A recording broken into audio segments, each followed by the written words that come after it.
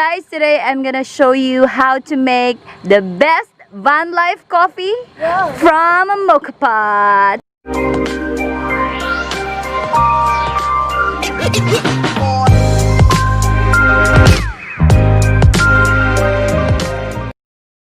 Okay, so this is our current location in front of the Nia Dam in Darwin.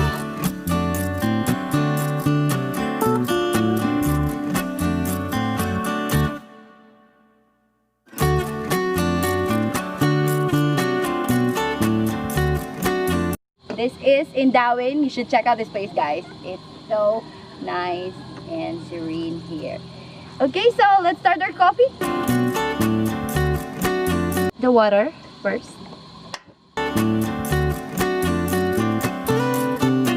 Water spoiled up. Let's add a strainer.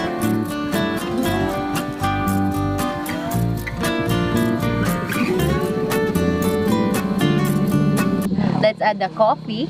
This is the native Filipino coffee I got at the market.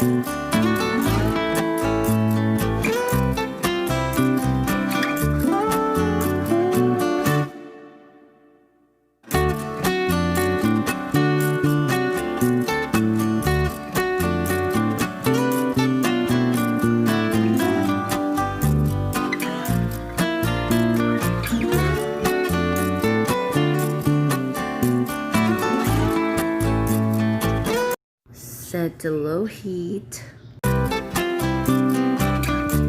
Let's seal and combine the two.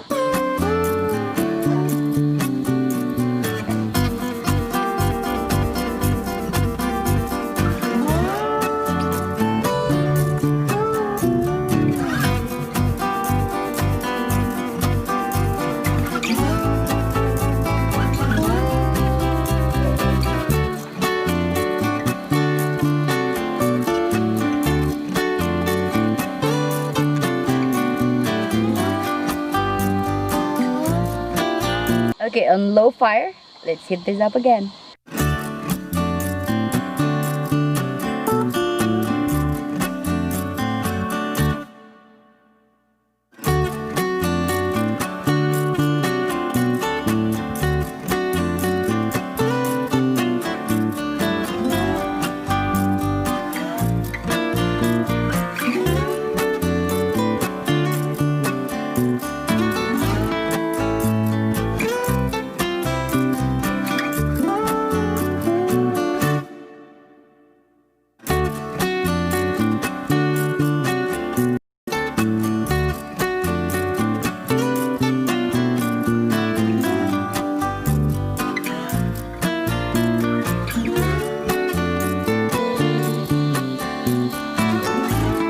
Our coffee is done.